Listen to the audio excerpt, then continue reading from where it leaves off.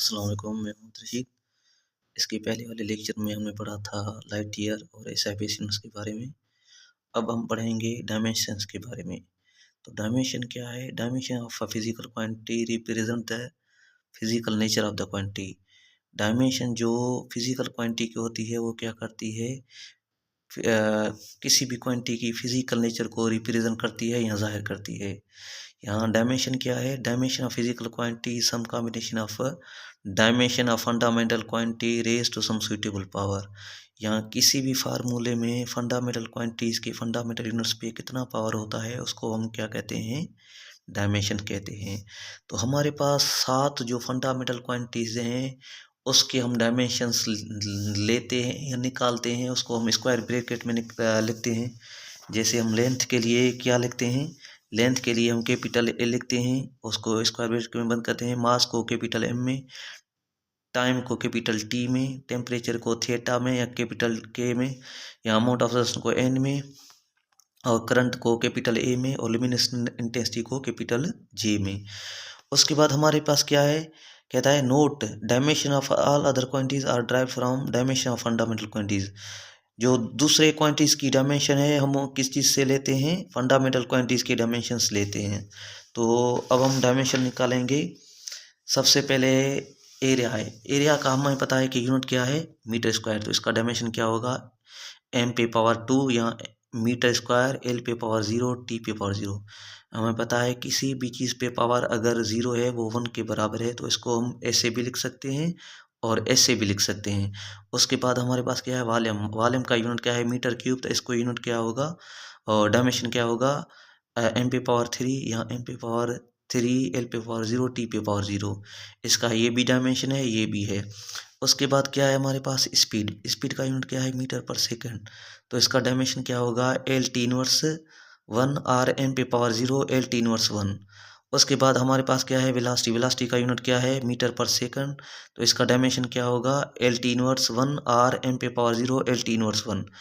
उसके बाद हमारे पास क्या है? एक्सेलरेशन। एक्सेलरेशन का यूनिट क्या है? L T inverse square R M पे power 0, L T inverse square.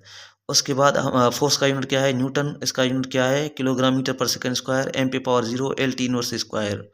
उसके बाद मोमेंटम है। मोमेंटम के यूनिट क्या है? किलोग्राम मीटर पर सेकंड। इसका डायमेंशन क्या होगा? M L T inverse 1।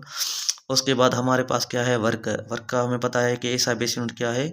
Kilogram metre square पर सेकंड स्क्वायर। तो इसका डायमेंशन क्या होगा? M L square T inverse square. उसके बाद हमारे पास क्या है? पावर।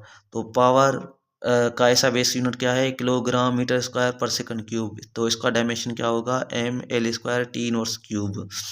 उसके बाद हमारे पास क्या है? टार्क। टार्क का यूनिट क्या है? Newton into metre.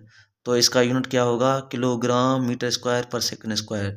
तो इसका डायमेंशन क्या होगा? M L square T inverse square. तो टार्क का और वर्क का जो डायमेंशन है वो क्या होगा? सेम होगा।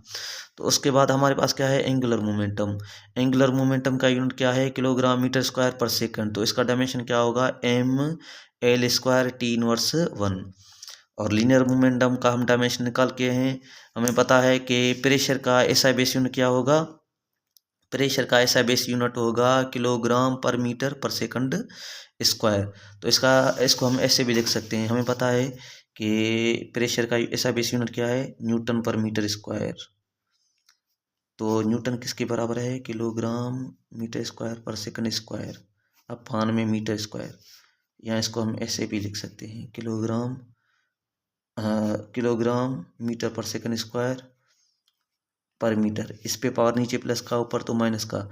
ये माइनस के 2 और ये प्लस का 1 कितना होगा? किलोग्राम पर मीटर पर सेकंड स्क्वायर। तो इसका डायमेंशन क्या होगा? कैपिटल एम, कैपिटल एल पे पावर -1 और टी पे पावर -2। तो ये क्या होगा? प्रेशर का डायमेंशन होगा। उसके बाद हमारे पास क्या है? डेंसिटी। डेंसिटी का डायमेंशन क्या होगा? हमें पता है इसका डायमेंशन मास का कैपिटल एम और एल पे क्या होगा? क्यूब।